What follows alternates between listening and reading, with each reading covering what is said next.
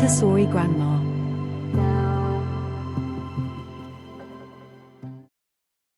Episode 2. The Coming of Life.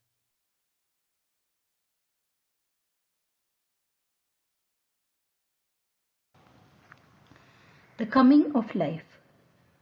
The second of Dr. Maria Montessori's great lessons, retold and presented by Geeta Vijayachandran. The Coming of Life. I have used the AMI story as a guide and added on more facts suitable for traditional school teachers and children. I realized as children hear the story year after year, they are not interested in the original story and want more facts. This story will give them more ideas on doing projects. I've included a list of follow-ups at the end of the presentation. Remember, the Earth changed from a hot planet to a planet with land and water. The Earth was a rocky planet. The waters were warm, rich in minerals, and just perfect for life. But there was no life. People don't actually know how life happened. Some say it just happened or was destined to happen. Some say in the beginning God created the heavens and the earth. Some say there were waves and materials coming in from outer space. And something in those materials and forces seeded the ocean. Another idea is that life started because of comets that brought energy and caused chemical reactions, thus producing chemicals.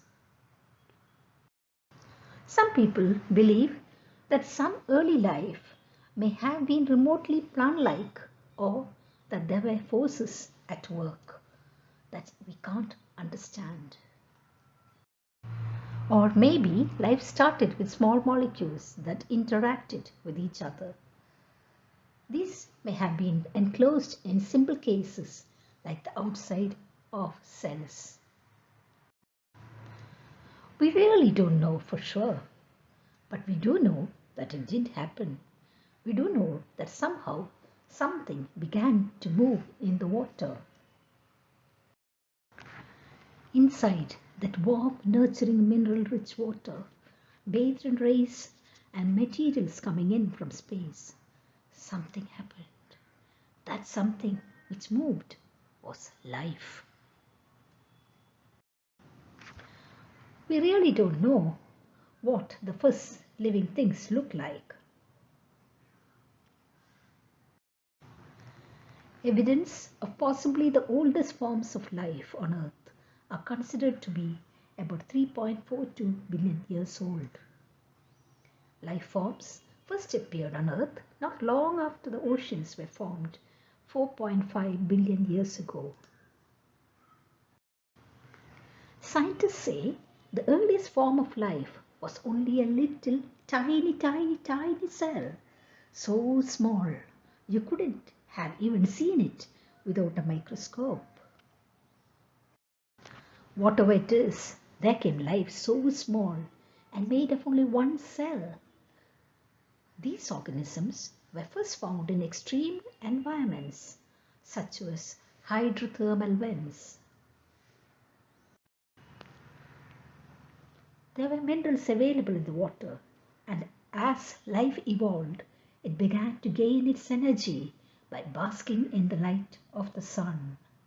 The sun shone on it, and it could form food. At some point, the living thing felt within itself a pulling apart that caused it to almost tear in two. In fact, it did split in two, and both of its halves were still alive. Divide, make young, and that is exactly what happened. And that's how life grew, by splitting in two, again and again, and again and again. It was as if life had felt a command to reproduce. Over time, life seemed to hear another command that said, adapt and change. Some of the forms changed in one way, and some changed in another way, so that life became different. Still, all the living things lived in water and gained their energy from the sun. There were a variety of one-celled organisms called unicellular organisms. Stromatolites can be traced back to at least 3.5 billion years. They are the longest living organisms on the planet. Cyanobacteria evolved at least 3.4 billion years ago, setting the stage for a remarkable transformation. They became Earth's first photosynthesizers, making food using water and the sun's energy and releasing oxygen as a result. This resulted in a sudden dramatic rise in oxygen level, making the environment less hospitable for other microbes that could not tolerate oxygen.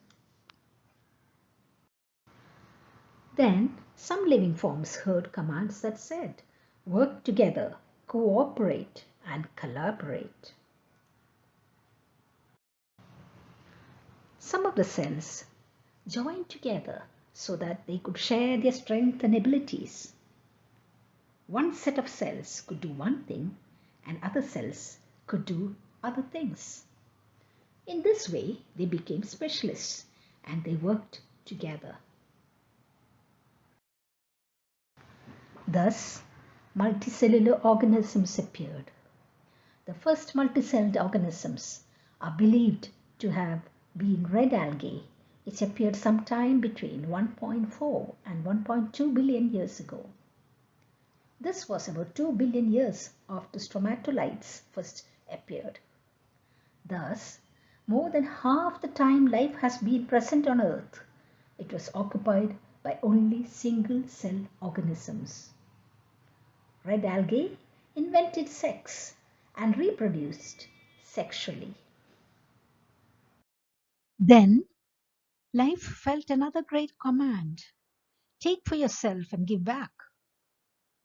These living things heard this command and took food, nutrition, minerals, and chemicals for themselves. At the same time, they gave back those same things by excretion and by death. In this way, a circle was created.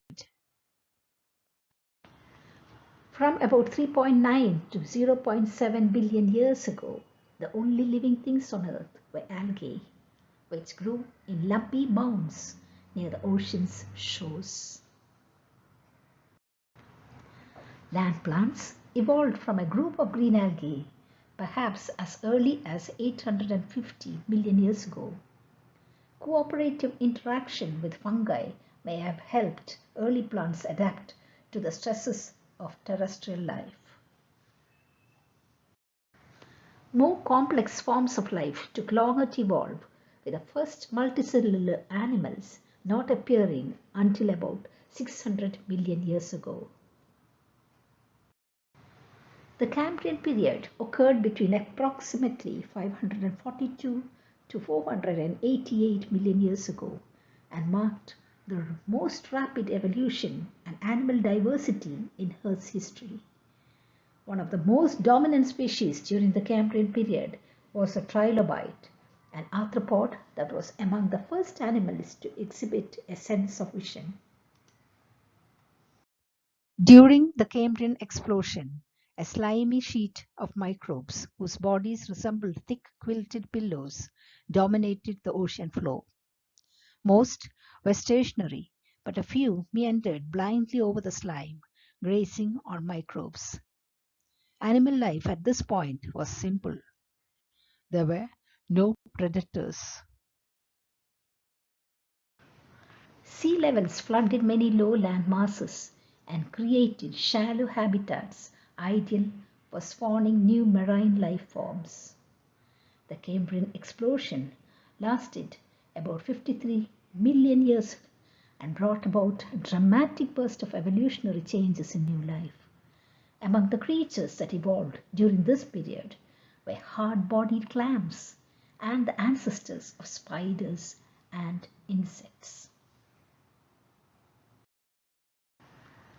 The Cambrian period saw an astounding variety of creatures appearing. Most of the animal phyla in existence today had their origins during this time. Echinoderms, mollusks, worms, arthropods, and chordates rose during this period.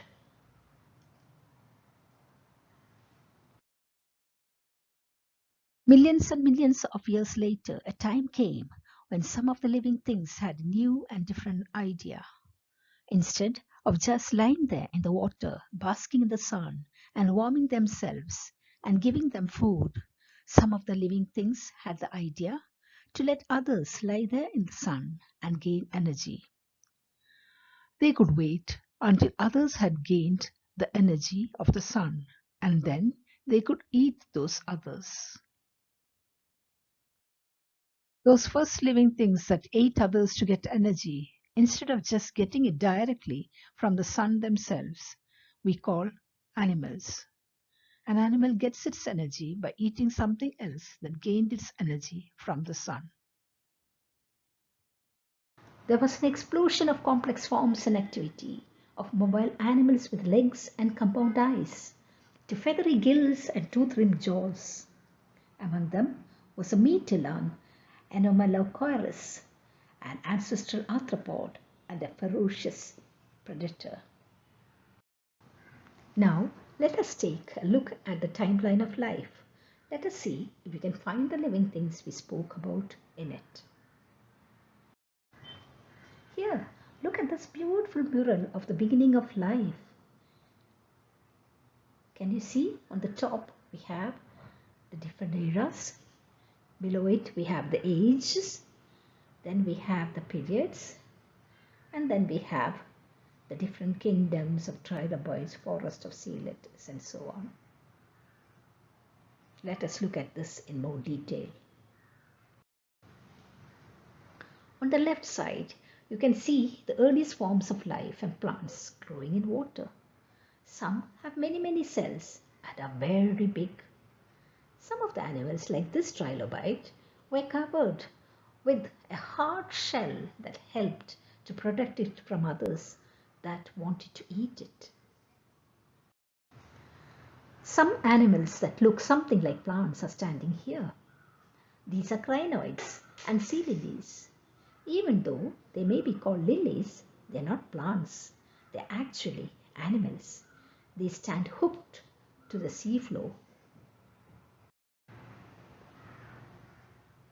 Others, like the jellyfish, float about, waving fronds underneath in the hope that they bump into something and be able to catch and eat it. Some creatures, like the bivalves, are like mussels or oysters, protecting themselves completely with hard shells. Some other animals became specialists at finding them, like this one, the terror of the sea, the great giant nautiloid. Some other animals had a skeleton on the outside of their bodies. Their skeleton, which was their support, was outside and hard like armor. There was a small group of armoured jawless chordates which lived in the Ordovician period from 480 to 440 million years ago.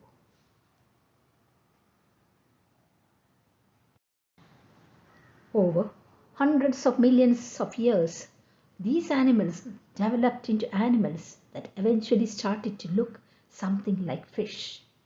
These early fish were a great advance. They had bones.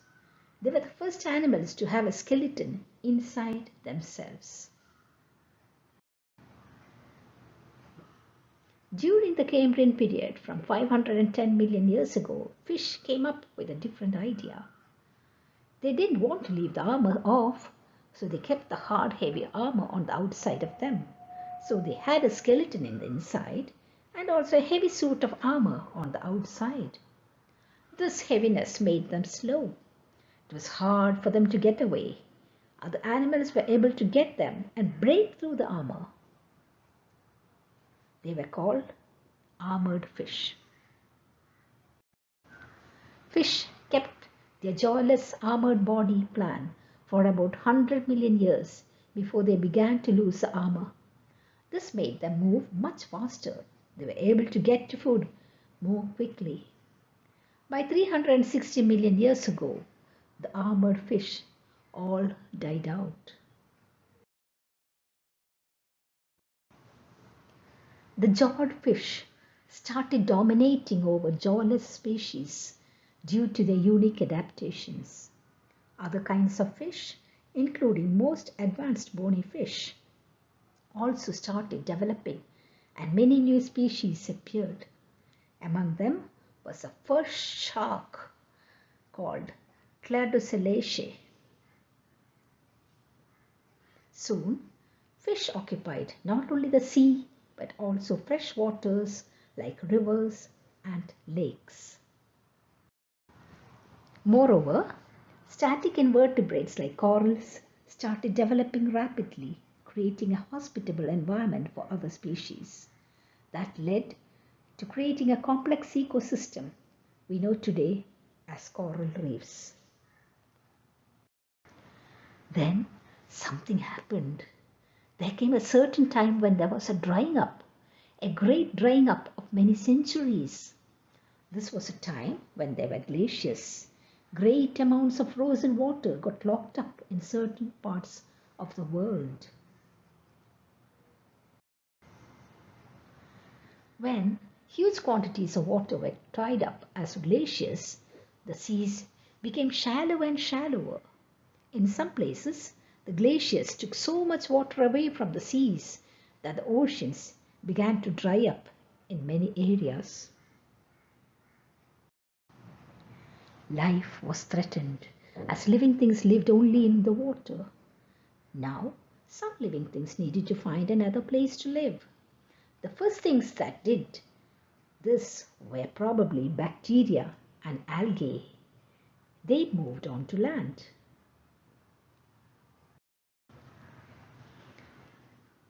The first plants needed a source of water for photosynthesis.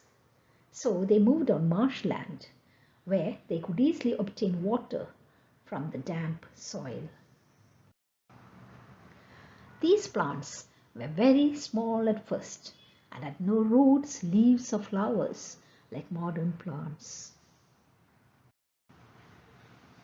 Plants first appeared on land about 460 million years ago, in the middle of a 45 million year long Ordovician period. These plants eventually moved a little away out of the water, or possibly the water moved away from them. They moved up into the cracks and holes on the land. One of the first plants that lived completely out of the water on stones or sand was a kind of plant-like organism called lichens. The Devonian marked the beginning of extensive land colonization by plants, which, through their effects on erosion and sedimentation, brought about a significant climatic change.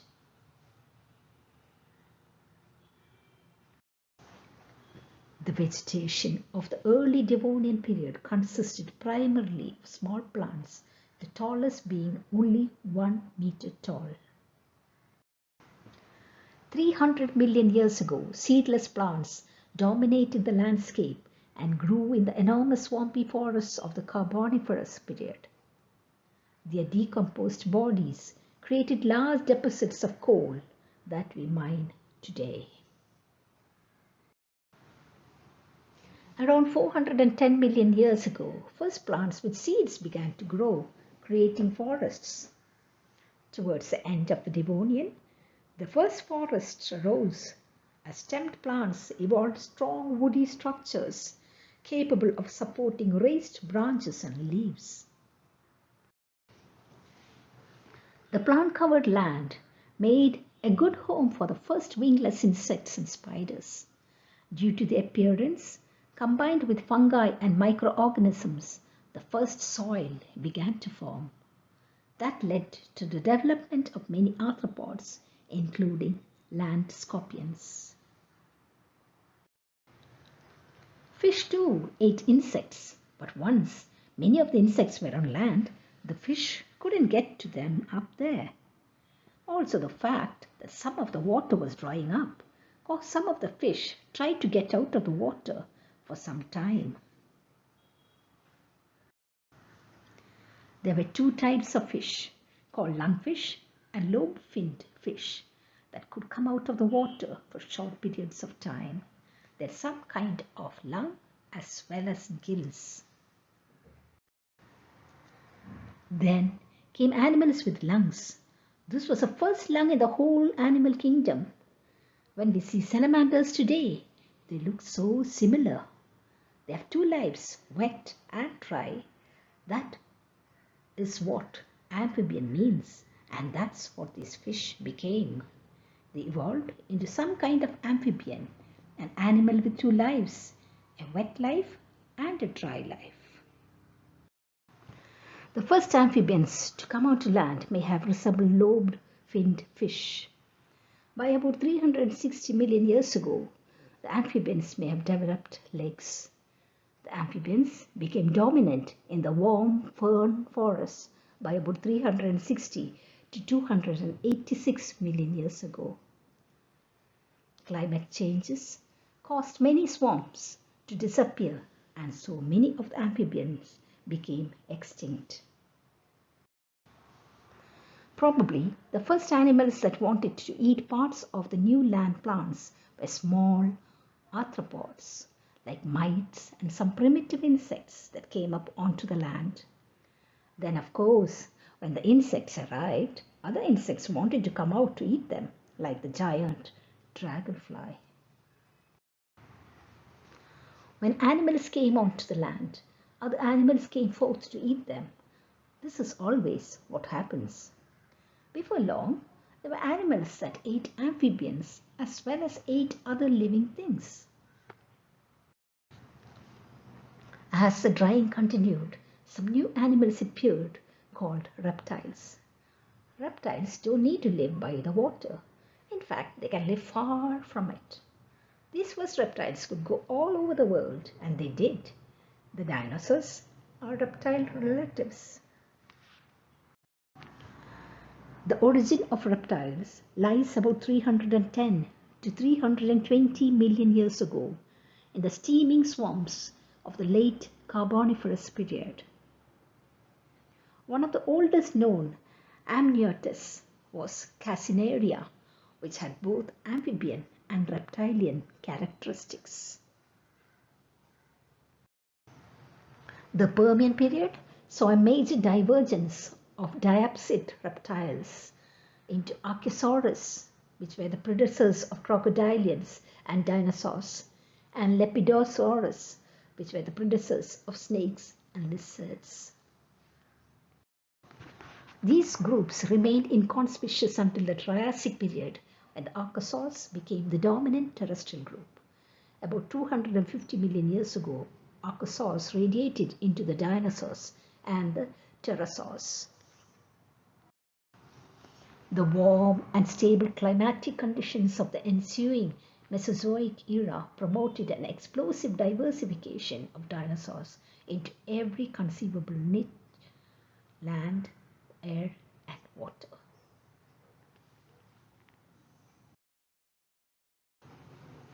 Plants too radiated into new landscapes and empty niches, creating complex communities of producers and consumers, some of which became very large due to the abundant food available. We are not sure what happened to the dinosaurs, but I'll tell you 3 ideas that people have. One idea is that something very small had come into existence. It probably was no bigger than a few inches, and it was furry. How could that threaten a big dinosaur? A huge dinosaur might not even be able to see it from its height. But it could sneak around without being spotted, and for safety, it could scamper up a tree. These little creatures could go to whichever dinosaur lived nearby and invade its nests and eat its eggs. These little furry things are called mammals.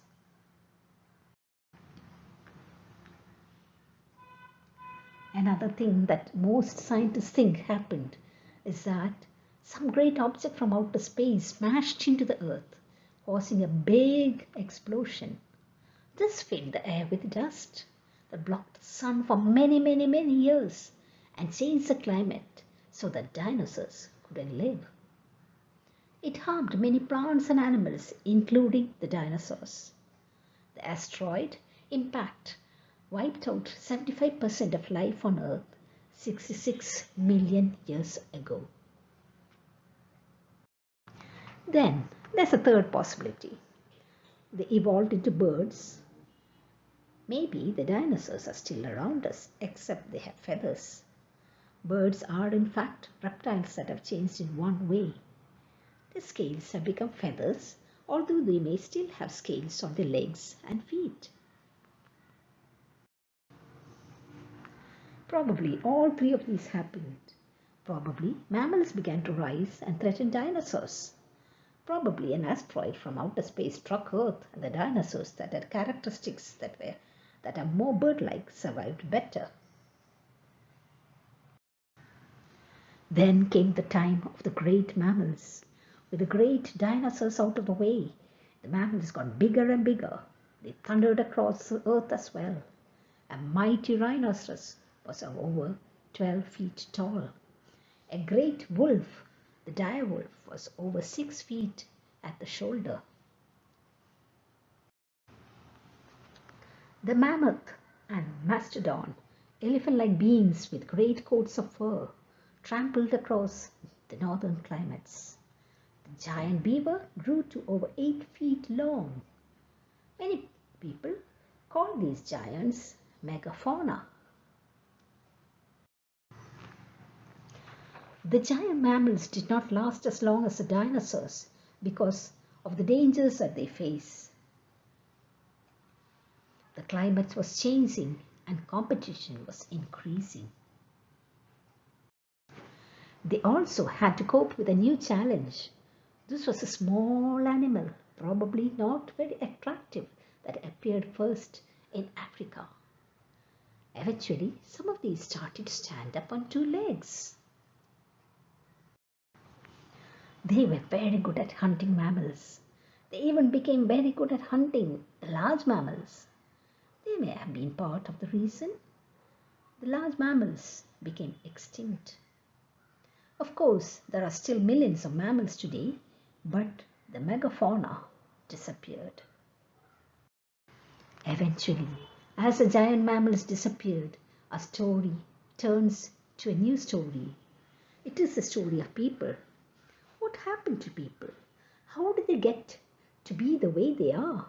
How did they change from looking something like apes? How did they change from that into what we are now? Well, we will need to wait to get the answers to these questions in a third story, The Coming of Humans. We know that these creatures are still around, or at least their descendants are, because these were our first ancestors, the early humans. Remember, if humans had appeared at any other time, they would not have survived. If the earth had a voice, it would have said, I have spread thick carpet of grass for your feet, so you can walk on soft ground. I put flowers in my hair and covered myself with jewels. My cupboards are filled with milk and honey. Down in the cellars are coal and iron. I'm ready. It's time for you to come. This is a quote from Maria Montessori. A brief note. The timeline of life is divided into three eras: Paleozoic, Mesozoic, and the Cenozoic era. Paleozoic means old animals, Mesozoic means middle animals, and the Cenozoic means new animals. Montessorians separate a part of the Cenozoic era to create a fourth era, the Neozoic era. The Neozoic era is brightly colored in red to indicate the importance of the appearance of humanity on Earth and the role of love in humanity. This is another timeline you can look at in more detail. The eras and periods are clearly marked along with the years. Here we can look at the movement of land masses at different times.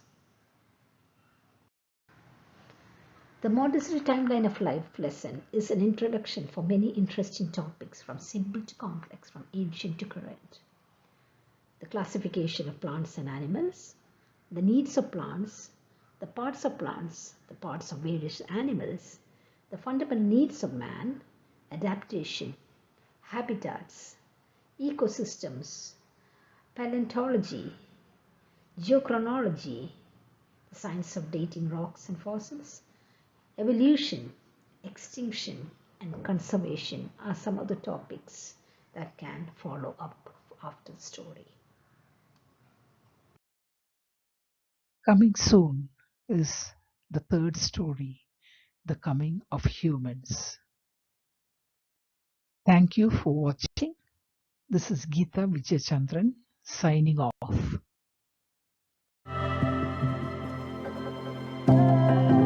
Montessori Grandma.